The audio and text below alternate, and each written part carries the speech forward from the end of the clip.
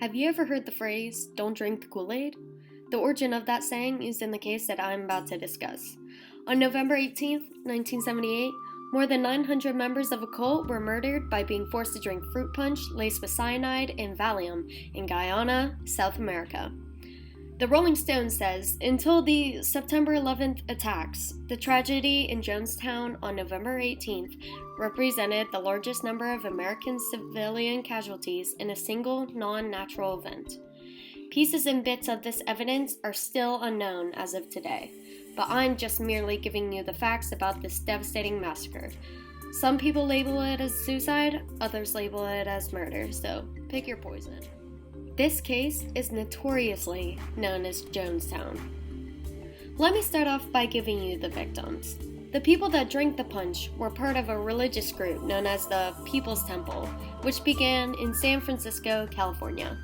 They traveled to Guyana because they believed it was supposed to be their group's promised land, and they went to Guyana for their agricultural project, which is what Jim Jones told them. Jones was a white minister who preached unconventional socialist and progressive ideas to the predominantly African-American congregation. He convinced them to drink the Flavor Aid by warning them that soldiers would come and torture them, so they didn't have any other choice. Yeah, it wasn't even Kool-Aid.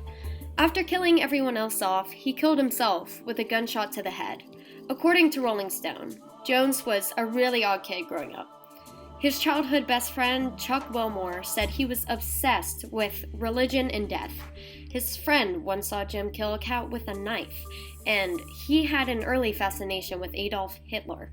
These tendencies usually are commonalities of a serial killer, which clearly lines up. He was also addicted to pharmaceutical drugs during the incident, which goes along with the slurs in his words in the audio recordings of him.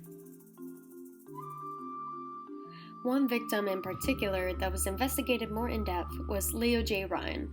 He'd been hearing that there was trouble in Jonestown, so he went and interviewed some of Jones's followers, and not surprisingly, they wouldn't leave with him. Jones wasn't having it though. As Ryan's plane was about to leave, a dump truck from Jonestown arrived with several armed men. They opened fire on one plane, leaving Ryan killed and many others wounded. Larry Layton was the man who actually shot the fire. He was considered a cultist and killed people that were members of the People's Temple. He was the only person they could put on trial from all of this, since he was the only living member of the People's Temple that they could convict and sentence life to prison. One investigator of the case was Dr. Leslie Mutu. He was a pathologist and was the first medical doctor on the scene. He completed dissections on bodies, such as Jim Jones and Annie Moore. Annie Moore was actually the sister of the author who I got this information from, who is Rebecca Moore. She wrote an article for the San Diego State University's official Jonestown information website, and this was her final thesis of Mutu's motives and reliability. Some of the evidence Dr. Mutu presents can be trusted, but some of it cannot. A resulting sub-thesis is that articles that rely upon Dr. Mutu as their primary or even sole witness must be viewed with great skepticism. The doctor found out from those that Jones forced his victims to drink the poison, and they were under the age of consent as well. Although he discovered these findings, articles reported that he was not as credible of a source that he may have been. Don't get me wrong, this was a very difficult task to determine the deaths of 900 plus people, but this led to many other articles created based on his opinions to misguide readers and twist the story in some ways. Other investigators involved were Guyana authorities and fingerprint experts from the FBI's disaster squad. There is some evidence for this case, but it gets a little foggy thanks to Mutu's half-the-time credibility. History.com said that Jones actually had a jeweler's license, so that's how he got the bulk of cyanide in the first place. Leo Ryan was the first to investigate this, as he heard from his constituents that their family members were being held captive at Jonestown. Guyanese authorities were actually the first ones to show up and find all the bodies. The US military had to clean up Jonestown and had some strange findings as well. They were the only people at this time capable of cleaning up all of these casualties, since it was so disgusting and horrid. A few of the ones cleaning this up had developed PTSD as well. One piece of evidence that is horrifying to hear is known as the death tape, which is a recording of Jones forcing people to drink the poison and also rejoicing when people did. I don't want to get too deep into it, but you heard plenty from babies crying to debates between Jones and the people who just didn't want to take it. You can find it on YouTube if you look up the name, and it's about 44 minutes long, but it's gruesome. Propaganda, sermons, and conversations were also uncovered by researchers that led to more conclusive evidence.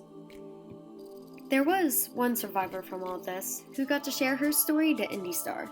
Her name was Hyacinth Thrash, and she joined because she viewed Jones as an integrator after living during the Jim Crow laws.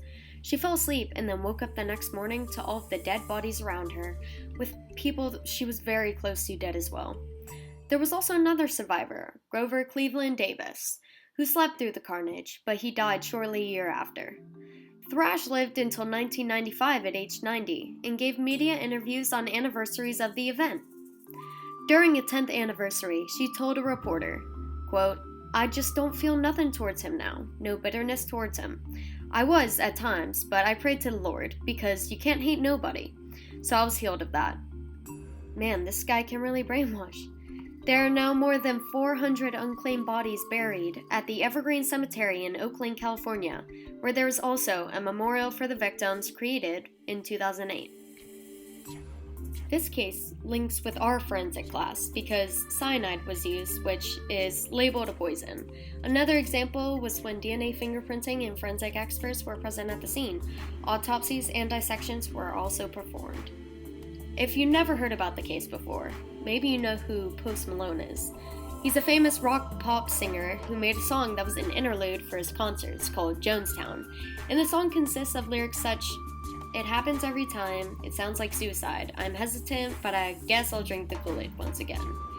He relates the massacre to how in his celebrity years, going into something blindly may have consequences, and that it happens every time, or a lot.